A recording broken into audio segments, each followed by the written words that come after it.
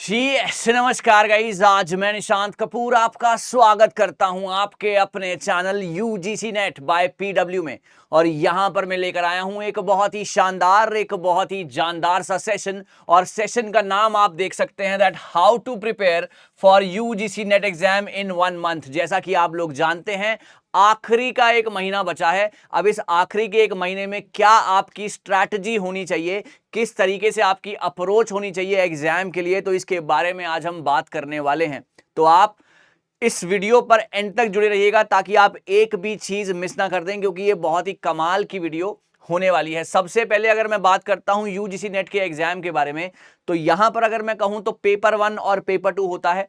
Paper 1 में 50 question, हर question 2 number का, और पेपर 2 में 100 क्वेश्चन, हर क्वेश्चन 2 नंबर का। सो टोटल हो गए 300 नंबर। अब 300 नंबर का पेपर है, नेगेटिव मार्किंग इसमें नहीं होती है, तो इस बात का ध्यान रखिएगा। अभी तक नेगेटिव मार्किंग की कोई भी खबर नहीं आई है, तो नेगेटिव मार्किंग नहीं होगी। इसके बाद अगर मैं बात करता हूं तो सिलेबस के बारे में, या इसका पूरा एक फॉर्मेट में आपको समझाऊंगा, तो दोनों पेपर को मिलाकर आपको 40% नंबर लेने हैं क्वालिफाई करने के लिए, पास होने के लिए नहीं, समझो बात को। क्वालिफाई होने के लिए 300 में से 40% यानी कि 120 नंबर आपके आने चाहिए, यानी कि 60 क्वेश्चंस तो पहले आपके सही होने चाहिए, तभी आप रेस में बने रहेंगे। ठीक है ना, ये पहली बात आपको ध्यान रखनी है। उसके बाद जो आपके सब्जेक्टिव कट ऑफ है, जैसे आप कॉमर्स के हैं, हिंदी के हैं, इंग्लिश के हैं, जो भी आपकी कट ऑफ है उसके हिसाब से कट ऑफ वेरी करती है। आप प्रीवियस ईयर की कट ऑफ पे एक बार नजर मार सकते हैं। तो ये थी बात। अगर मैं पेपर 1 के सिलेबस की बात करता हूं, अगर मैं पेपर 1 के सिलेबस की बात करता हूं, तो पेपर 1 का सिलेबस कुछ इस प्रकार है कि यहां पर टोटल होती हैं 10 यूनिट्स, राइट। 10 यूनिट्स होती हैं, जैसे कि ICT, higher education, maths, reasoning, DI, data interpretation, teaching, research, aptitude, और ये सारी पीपल डेवलपमेंट एंड एनवायरनमेंट। तो ये सारी की सारी यूनिट्स हैं जो कि आपको थोरली पढ़नी है। यकीन मानिएगा, जो हम पढ़ाएंगे वही आपके एग्जाम में आएगा, सो डोंट वरी, करेक्ट। इसके बाद अगर मैं बात करता हूं, सबसे पहली चीज जो आखिरी के एक महीने में आपने करनी है गाइज, वो आपने करना है कि आपने एक शेड्यूल बना लेना है, करेक्ट। अगर आप एक शेड्यूल बना लेते हैं और शेड्यूल के हिसाब से आप चलते हैं तो चीजें बहुत ज्यादा आसान होंगी। Break down the topics you need to cover and allocate specific time slots. जी हां, ऐसा ही तरीका है अच्छे तरीके से प्रिपेयर करने का, कि आप हर एक चीज के ऊपर, जैसे कि मान लीजिए कि आपका पेपर 1 का 5 यूनिट बहुत अच्छे तरीके से हो चुके हैं, करेक्ट। तो आप पेपर 1 की 5 यूनिट के ऊपर आपने इस तरीके से टाइम को एलोकेट करना है कि हर जगह पर पूरा पूरा टाइम मिल सके, और बाकी की 5 यूनिट्स को भी आपने बराबर बराबर टाइम के हिसाब से बांटना है। जितनी जिसको जरूरत है उतना दीजिएगा। बच्चे अक्सर क्या करते हैं कि जो भी इजी चीज होती है ना, जो भी इजी चीज होती है उसके ऊपर वो बार बार काम करते रहते हैं, और जो मुश्किल चीज होती है उसको वो छोड़ देते हैं, और एंड में उनका एग्जाम क्रैक नहीं हो पाता।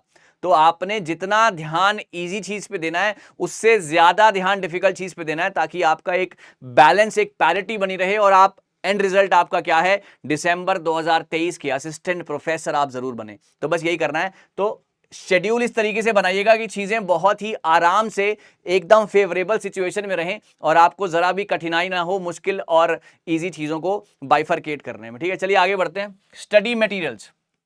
अब आखिरी का एक महीना बचा है ना, तो जितना भी स्टडी मटेरियल आपके पास है, और कुछ नहीं खरीदना और कहीं पैसे इन्वेस्ट नहीं करने, जितना है जो है उसको बार बार रिवाइज करना है। Including the text book, notes, online resources, जो भी आपके पास, जो हम आपको प्रोवाइड करा रहे हैं, पास्ट पेपर्स, हम सब कुछ आपको देंगे।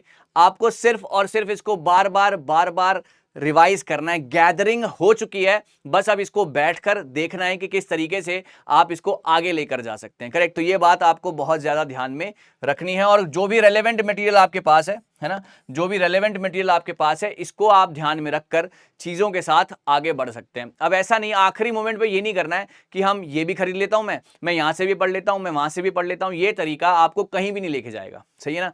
तो सीधी सीधी बात यह है कि जो तरीका, जितना अवेलेबिलिटी है बस बहुत है। अब इसको जितना ज्यादा हो सके इकट्ठा करके अब पढ़ने की कोशिश करनी है, ये आपने ध्यान रखना है, करेक्ट। चलिए आगे बढ़ते हैं। सिलेबस को अंडरस्टैंड करना बहुत जरूरी है। यहां पर बच्चे क्या करते हैं कि ना, उनको सिलेबस की जानकारी, जो भी फर्स्ट टाइमर, स्पेशली ये वीडियो जो है ना फर्स्ट टाइमर्स के लिए है, कि जो भी बच्चे पहली बार एग्जाम दे रहे हैं वो थोड़ा सा डाइसी रहते हैं कि कैसे, कितना सिलेबस आएगा, कितना नहीं आएगा। तो मैंने आपको पेपर 1 के बारे में तो ऑलरेडी बता दिया है, मैं एक बार रिवाइज कर देता हूं यहां पर। सो गाइज, यहां पर अगर मैं पेपर 1 की बात करता हूं, तो पेपर 1 में आपको 10 यूनिट आती है, है ना। हर यूनिट से ऐसा कहते हैं कि 5 क्वेश्चन आते हैं तो टोटल 50 होते हैं, लेकिन ऐसा होता नहीं है। लेकिन आपको हर यूनिट को इक्वल इंपॉर्टेंस ही देनी है। कुछ फेवरेट यूनिट्स जो यूजीसी नेट की हैं, एनटीए की हैं, वो हैं higher education, ICT, people environment, DI. ये क्वेश्चन यहां से जरूर बनते हैं। रीडिंग कॉम्प्रीहेंशन हो गया, तो यहां से क्वेश्चन जरूरी बनते हैं। तो पेपर 1 आपका बिल्कुल थॉरो होना चाहिए। और पेपर 1 जो है ना आपका मेक और ब्रेक पेपर है।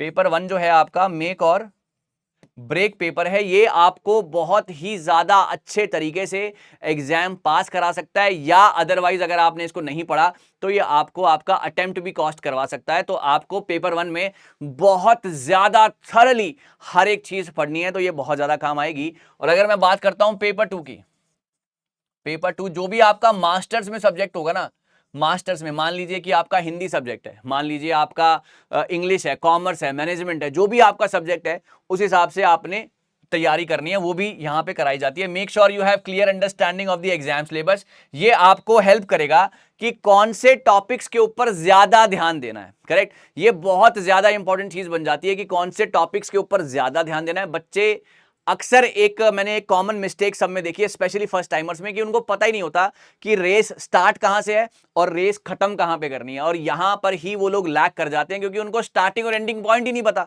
है ना। तो यहां पर उनका बहुत बड़ा नुकसान हो जाता है। तो सिलेबस पढ़ने से आपको पता लगेगा कि यार ये वाली चीज एग्जाम में पूछी जा रही है, ये मुझे पढ़नी है और ये मुझे नहीं पढ़नी है। तो यहां पर हम आपका साथ पूरा पूरा देंगे। Practice past papers and sample questions. अब यहां पर देखिए, जब आपने एक बार सिलेबस पढ़ लिया, है ना, आपने मटेरियल गैदर कर रखा है, आपने सिलेबस को ध्यान से पढ़ लिया, अब आप प्रैक्टिस कीजिए। पास्ट पेपर्स का रोल क्या है यहां पर मैं आपको बताता हूं। पास्ट पेपर्स का रोल यह है कि ना वो आपको एक प्रॉपर तरीके से आइडिया देंगे, है ना, कि ट्रेंड क्या चल रहा है। आप मेरी बात समझ रहे हो, किस तरीके के क्वेश्चंस पूछे जा रहे हैं एग्जाम के अंदर। पिछली बार अगर मैं कहूं तो क्योटो प्रोटोकॉल पूछा गया था, हो सकता है इस बार पेरिस एग्रीमेंट पूछा जाए, है ना। पिछली बार यूनिवर्सिटीज पूछी गई थी हायर एजुकेशन से, हो सकता है इस बार बिफोर इंडिपेंडेंस या आफ्टर इंडिपेंडेंस का कोई क्वेश्चन आ जाए। तो आपको हर तरीके से, हर एक स्फेयर से आपको जो है रूबरू कराता है कौन? Past papers. Past papers are the absolute key to success, है ना। अगर आपकी ये आपकी चाबी है, आपकी सफलता की कुंजी की, ये आपकी सफलता की जो है एक तरीके से की है जिससे आपका एग्जाम क्रैक हो सकता है। तो इसका ध्यान रखिएगा। सैंपल क्वेश्चन, सैंपल क्वेश्चंस क्या है? पिछली बार जो आए थे, है ना, उसको ध्यान में रखते हुए अब सैंपल पेपर बनाए जाते हैं कि यार पिछली बार ये आया था, इस बार ये आ सकता है ना। तो sample papers and past papers are absolutely yes for the examination.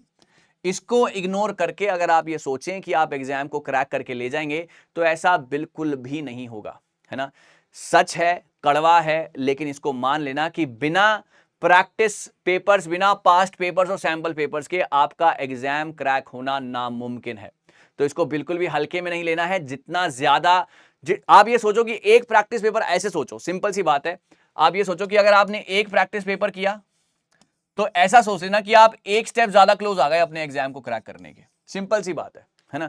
जितने ज्यादा प्रैक्टिस पेपर्स करोगे उतने ज्यादा स्टेप्स आगे चले जाओगे एग्जाम को क्रैक करने के लिए। सो this is very very important, तो इसका ध्यान रखिएगा, ठीक है। आगे बढ़ते हैं।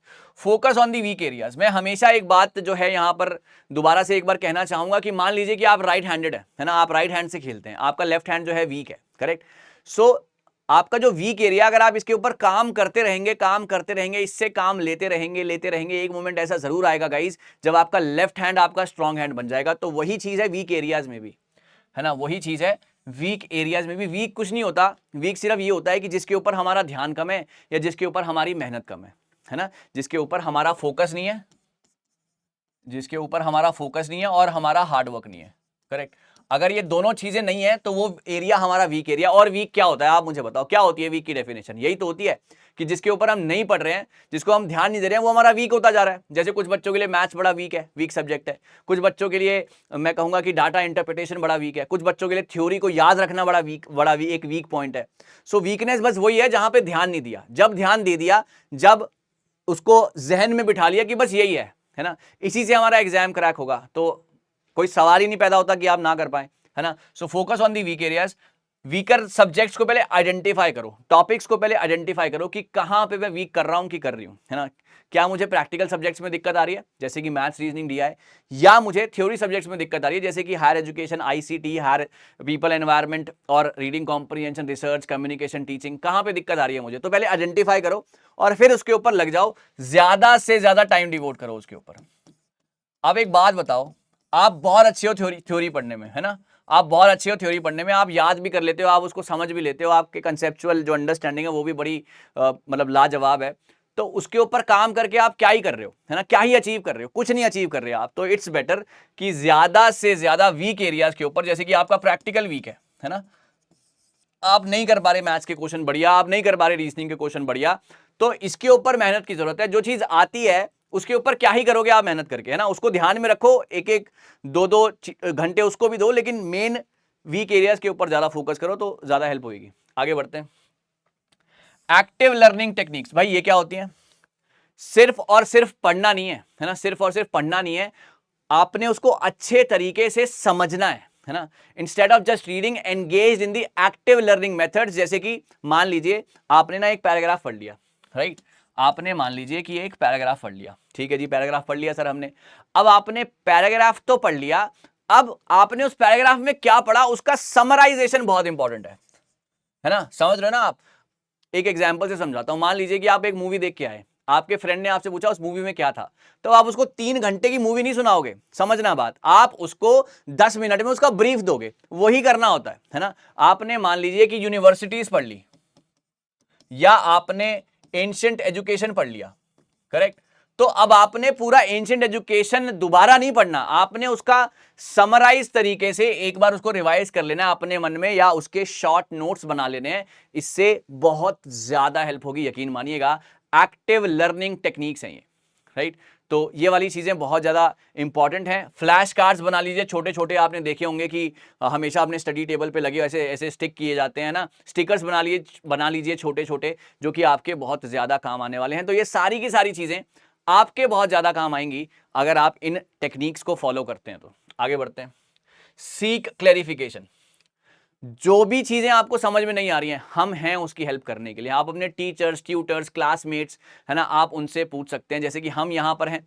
तो क्लैरिटी कैसे आएगी? क्लैरिटी ऐसे नहीं आएगी कि अगर मैं पूछ लूंगा तो कोई बच्चा मेरा मजाक तो नहीं उड़ाएगा, ऐसे नहीं होता, ऐसे बिल्कुल नहीं होता। So if there are concepts you don't understand, don't hesitate to seek help. ये बहुत इंपॉर्टेंट है। ये जो भी लोग फर्स्ट टाइमर्स होते हैं, है ना, या जो भी लोग थोड़े से हम्बल तरीके से एजुकेशन जिनकी होती है, वो हमेशा हिचकिचाते हैं डाउट पूछने से कि मास्टर जी नाराज तो नहीं हो जाएंगे, है ना, वो ऐसा बोलते हैं, गुरु जी नाराज तो नहीं हो जाएंगे। तो ऐसा बिल्कुल नहीं होता, ऐसा बिल्कुल भी नहीं होना चाहिए। आपको सिर्फ और सिर्फ अच्छे तरीके से चीजों को समझना है और उसको आगे लेकर चलना है, करेक्ट है। तो कोई दिक्कत आए पूछो अपने, क्योंकि टीचर का काम एग्जैक्टली है क्या? टीचर का काम यही है कि आपको ज्यादा से ज्यादा जो है नॉलेज देना। उनका अल्टीमेट गोल क्या है? कि आपका एग्जाम क्रैक हो, आप हिंदुस्तान के असिस्टेंट प्रोफेसर बने इसी बारी में। So this is very very important. So अगर आपका कोई दिक्कत है तो seek clarification to get into the examination. So this is very very important. Breaks, यहां पर ब्रेक्स, अब सर ब्रेक्स का क्या मतलब है? ब्रेक्स का यह मतलब है, ऐसा नहीं है कि हमने 2 घंटा पढ़ाई करी और हम 5 मिनट का ब्रेक लेने गए, है ना। हमने 2 घंटा पढ़ाई करी और हम 5 मिनट का ब्रेक लेने गए, ये 5 घंटे कब 5 मिनट कब 5 घंटे में बदल गए पता ही नहीं चला। तो ऐसा ब्रेक भगवान के लिए मत लेना, क्योंकि अभी है ही मात्र आपके पास 1 महीना। तो ब्रेक्स को अपनी स्टडी में लाओ, अपने स्टडी शेड्यूल में लाओ और शॉर्ट ब्रेक्स लो, ताकि आपका फोकस भी बना रहे और आप बर्न आउट भी ना हो जाओ। आपका फोकस भी बना रहे और आप ऐसा भी नहीं है कि मैंने इतना पढ़ लिया कि अब मुझे कुछ याद ही नहीं है ना, मैंने इतना पढ़ लिया कि मुझे अब कुछ याद ही नहीं है। इससे बेटर यह है कि थोड़ा थोड़ा पढ़ो, और जैसे कि फॉर एग्जांपल 2 घंटे पढ़ लिए तो 10 मिनट का ब्रेक ले लिया, है ना, फिर दोबारा आ गए 2 घंटे पे। ऐसे 2-2 घंटे के अगर आपने 4 सेशन लगा लिए या 3 सेशन भी लगा लिए ना 2-2 घंटे के, यूजीसी नेट आपको कहेगा कि मैं तैयार हूं आपको असिस्टेंट प्रोफेसर बनाने के लिए, यकीन मानिएगा, है ना। तो छोटे छोटे ब्रेक्स अगर आप ले लेते हैं तो यकीन माने उससे ज्यादा अच्छा कुछ नहीं है। और लंबे लंबे, यानी ऐसे बच्चे ना कुछ ऐसा भी करते हैं कि एक दिन में हम 10 घंटे पढ़ लिए भाई, ओहो आज ही बनेंगे हम असिस्टेंट प्रोफेसर, एक दिन में 10 घंटे, और बाद के 10 दिन वो एक भी घंटा नहीं पढ़े, तो कोई फायदा नहीं है, कोई फायदा नहीं है। तो इसलिए रोज पढ़ो, निरंतर पढ़ो, कंसिस्टेंटली पढ़ो, और यकीन मानना दिसंबर 2023 आपका ही है। ठीक है, चलिए आगे बढ़ते हैं। Revision and review. अब ये क्या है सर? रिवीजन एंड रिव्यू की कहानी क्या है? रिवीजन एंड रिव्यू की कहानी ये है कि जैसे जैसे एग्जाम की डेट पास आएगी, आप टाइम दे दीजिए रिव्यू और रिवीजन पे, कि मैंने जो पढ़ा है, वो कहते हैं ना, आगे दौड़ रहे हैं और पीछे छोड़ रहे हैं, है ना, आगे हम भागे जा रहे हैं, हमें पता ही नहीं हमने पढ़ा क्या है। ऐसा बिल्कुल नहीं होना चाहिए। करेक्ट, आपने जितना आगे पढ़ा है ना, जितना पढ़ा है आपने, उसको बार बार रिवाइज करना है। आखिरी का 1 महीना की तो यही स्ट्रैटेजी है, आखिरी के 1 मंथ की तो यही स्ट्रैटेजी है कि जितना ज्यादा रिवीजन है, उतना ज्यादा सिलेक्शन पास नजर आएगा। जितनी रिवीजन दूर है, उतना सिलेक्शन दूर है। सीधी बात, ठीक है ना, direct proportion. So exam date अब पास आएगी तो रिव्यू कीजिए, रिवाइज कीजिए all the topics you have covered.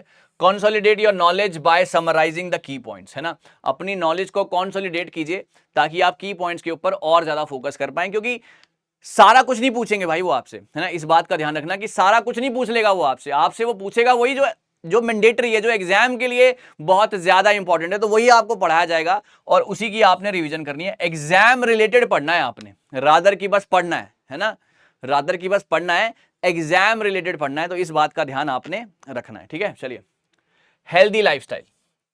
अब ये क्या है? एक हेल्दी लाइफस्टाइल लेकर आइए ड्यूरिंग द पीरियड। ऐसा नहीं है कि हम पढ़े जा रहे हैं, हमको अपनी सेहत का ध्यान नहीं है, या हम मतलब अनइवन आवर्स पे सो रहे हैं, उठ रहे हैं, खा रहे हैं, पी रहे हैं, ऐसा बिल्कुल नहीं होना चाहिए। आखिरी मोमेंट पे कभी कभार ऐसा हो जाएगा कि आप ब्रेक डाउन हो जाओगे बिल्कुल, या आपकी बॉडी रिएक्ट नहीं करेगी जैसे करनी चाहिए, आपका माइंड उतने अच्छे तरीके से वर्क ही नहीं करेगा जैसे करना चाहिए। तो ऐसा बिल्कुल नहीं करना है।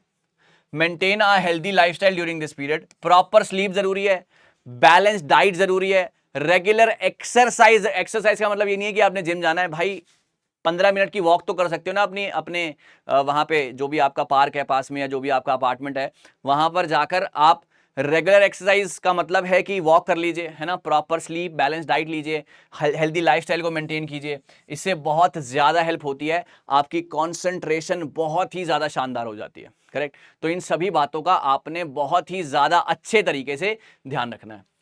एग्जाम कंडीशंस को फील कीजिए, है ना। अब यहां पर आखिरी के 1 महीने में कैसे करना है, देखिए, आखिरी के 1 मंथ में आपने क्या करना है, एग्जाम कंडीशंस को फील करना है, एब्जॉर्ब करना है वो प्रेशर। कैसे एब्जॉर्ब होगा सर वो प्रेशर? ये बहुत इंपॉर्टेंट पॉइंट है यार, this is very very important point. कैसे एब्जॉर्ब करना है, देखो मैं समझाता हूं। आपने टेस्ट देना है, तो आपने उसको फील करना है कि ये टेस्ट मुझे एग्जाम क्रॉस करा देगा। आप मेरी बात समझ रहे हो? ये टेस्ट जो है आपको एग्जाम क्रॉस करा देगा। सॉल्व क्वेश्चन और taking mock test under the timed conditions. वो करंट सिचुएशन आपने फील करनी है अपने घर में।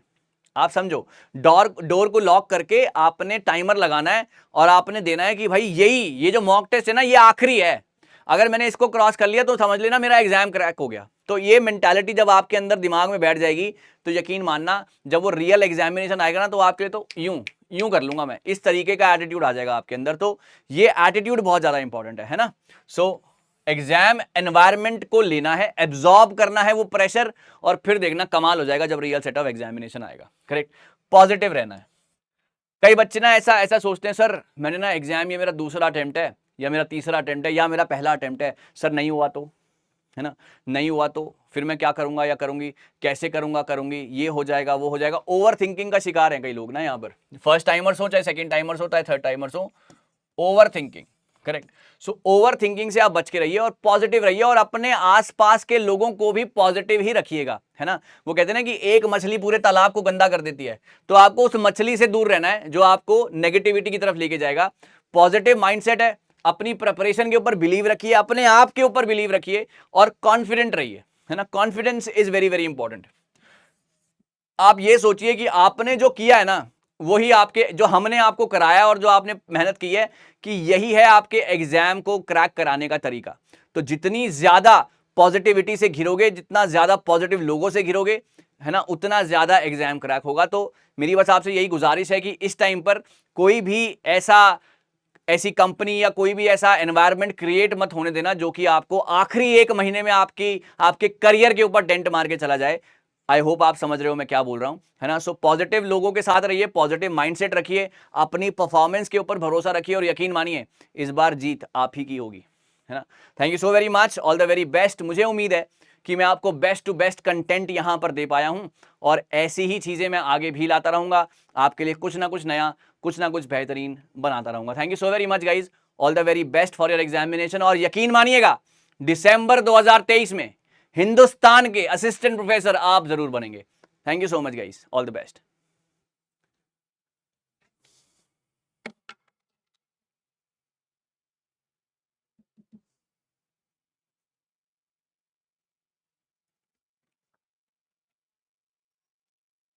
मैम थे यहाँ पे, बंद कर लीजिए।